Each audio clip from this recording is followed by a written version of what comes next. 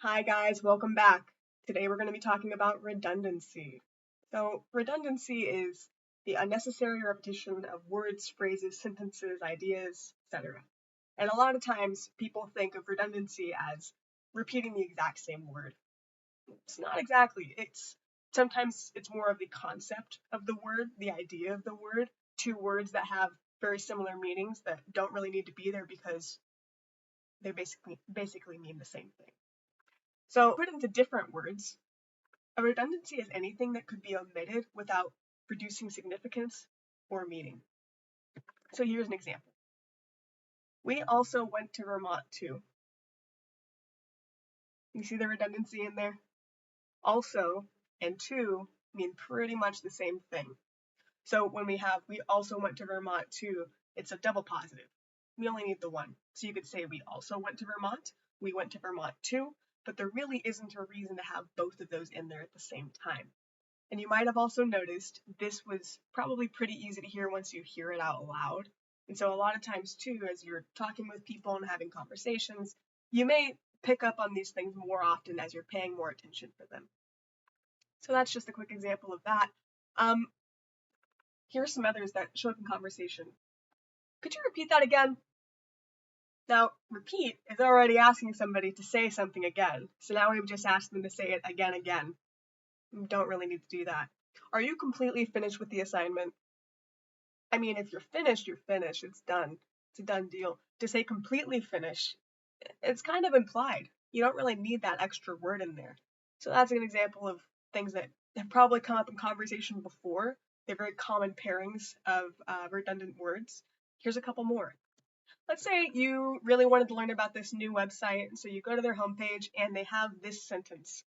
This new innovation uses cutting-edge technology. There's a lot of this out there. Innovation is already in and of itself new, so it doesn't need new in front of it. It's already implied. He was standing in close proximity to the ledge. If you're in proximity to something, you're already pretty damn close to it. You are in proximity. So if you are in close proximity, this gets used a lot too. It's totally fine to have it in there, but it's an opportunity of something that you could remove. So why do we want to look at redundancies? Well, in short, it takes up space. I mean, plain and simple, these are words that don't need to be there, so by virtue of that, they're taking up valuable real estate. It also dilutes your message, and it can potentially confuse people.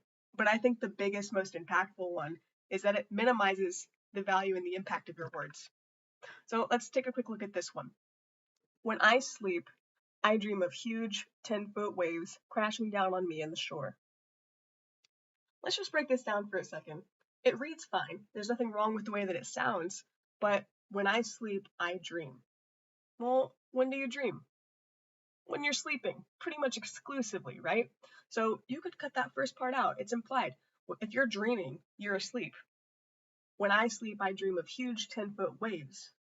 Well, I don't know about you, but where I come from, 10-foot waves are pretty enormous. It's not normal. So if you were dreaming of 10-foot waves, I think the average person could assume that they were huge. So we cut that out too. Crashing down on me in the shore. If you're in proximity to a wave, how good are the odds that you're on a shore of some sort? Pretty damn good. So you can cut that out as well, leaving us with this nice, condensed, very straightforward version. I dream of 10-foot waves crashing down on me. Doesn't that sound better? Now, I'm going to say something that you're probably going to be really surprised to hear. Redundancy is not necessarily a bad thing. It's not the bad guy everybody makes it out to be. There are good things about redundancy when used appropriately, just like most things in life. So, what redundancy also does is it emphasizes key points. It can help with the rhythm of your sentences, so it can make things sound better and sound more speakable. It can draw reader attention towards certain information. So let's take this for example. You're sitting in class and they're giving you some instructions, and the teacher says, hey, I really need you to pay attention to this. Well, you were supposed to be paying attention the whole time, but now she really needs you to pay attention to this. That does is it gives you emphasis. Tells you, hey, there is something extra that I need to pay extra attention to right now. It is redundant, but it serves a purpose. Here's some more examples. Let's say you're in a class and your professor says, all right, summarize the plot to this book. Well, you might initially think, 2 pages. It was a 200-page book, so 2 pages is a summary. But if they were to say, briefly summarize the plot, well, that gives it a little bit more context, doesn't it? If you're briefly summarizing, maybe that's 2 paragraphs instead of 2 pages. It just gives it that little bit more context to help you understand the intention of what's being asked for. So as you're going through and you're trying to figure out where should I leave redundancies alone and where should I cut them out, this one question is going to be your lifesaver. Does it add or detract? And as you do this more and more, you will get a better ear for this. If you're looking for whether your redundancy is adding something to what you're trying to say, listen for, is it providing emphasis? Is it drawing attention to something? Is it improving the rhythm? If you listen for that, that's going to be a really easy way to distinguish whether you scrap it or leave it.